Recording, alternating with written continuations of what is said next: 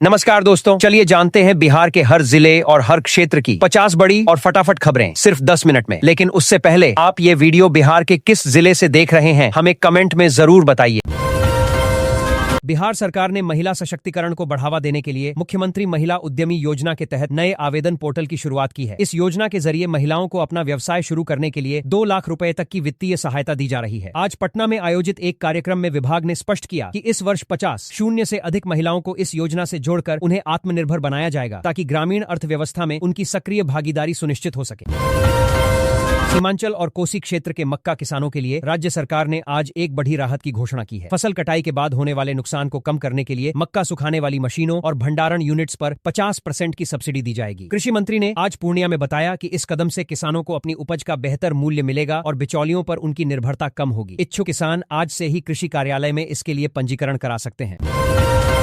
बिहार शिक्षा विभाग ने आज 19 अप्रैल से मैट्रिक और इंटर पास करने वाले मेधावी छात्रों के लिए प्रोत्साहन राशि का वितरण शुरू कर दिया है। यह राशि सीधे डीबीटी के माध्यम से छात्रों के बैंक खातों में भेजी जा रही है। विभाग ने उन छात्रों को सचेत किया है जिनका बैंक खाता आधार से लिंक नहीं है, ताकि भुगतान की प्रक्रिया में कोई तकनीकी बाधा न आए। इस योजना से राज्य के लगभग 10 लाख छात्र छात्राओं को उच्च शिक्षा के लिए आर्थिक संबल मिलने की उम्मीद है।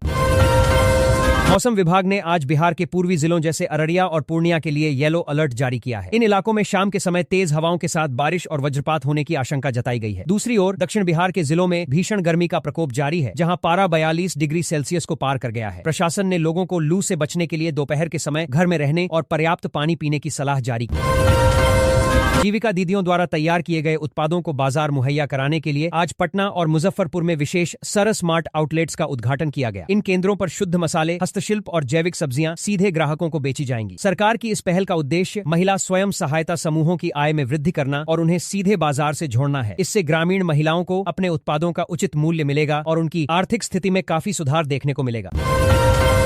राजभवन ने आज बिहार के सभी विश्वविद्यालयों में स्मार्ट क्लास परियोजना के दूसरे चरण को हरी झंडी दे दी है। इसके तहत अब कॉलेजों में एआई आधारित शिक्षण टूल्स और डिजिटल लाइब्रेरी की सुविधा उपलब्ध होगी। शिक्षा विभाग का मानना है कि इसके संभावित सांदे दूसरे नई व्यवस्था से छात्र राष्ट्रीय स्तर की प्रतियोगी परीक्षाओं के लिए खुद को बेहतर ढंग से तैयार कर पाएंगे। इस डिजिटल बदलाव से बिहार के उच्च शिक्षा के स्तर में सुधार आने और छात्रों की उपस्थिति बढ़ने की प्रबल संभावना है।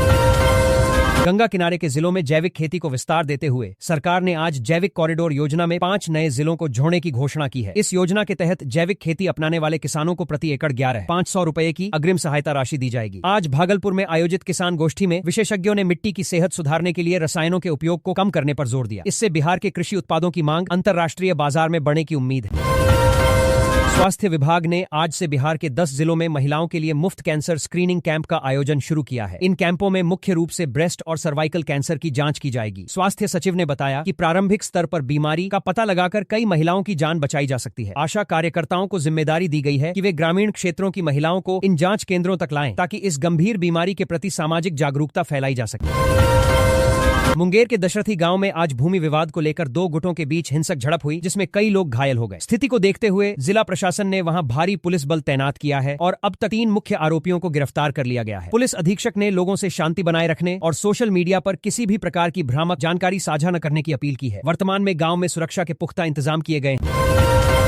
बिहार कौशल विकास मिशन ने आज गया और दरभंगा में नए स्किल हब केंद्र स्थापित करने का निर्णय लिया है। इन केंद्रों पर युवाओं को डेटा साइंस और सौर ऊर्जा जैसे आधुनिक क्षेत्रों में मुफ्त तकनीकी प्रशिक्षण दिया जाएगा। प्रशिक्षण पूरा होने के बाद पहुंच जानते हैं के बाद युवाओं को विभिन्न कंपनियों में नौकरी दिलाने के लिए कैंपस प्लेसमेंट की सुविधा भी दी जाएगी। सरकार का लक्ष्य है कि 2026 के अंत तक राज्य के लाखों युवाओं को कुशल बनाकर उन्हें रोजगार के मुख्य अवसर प्रदान किए।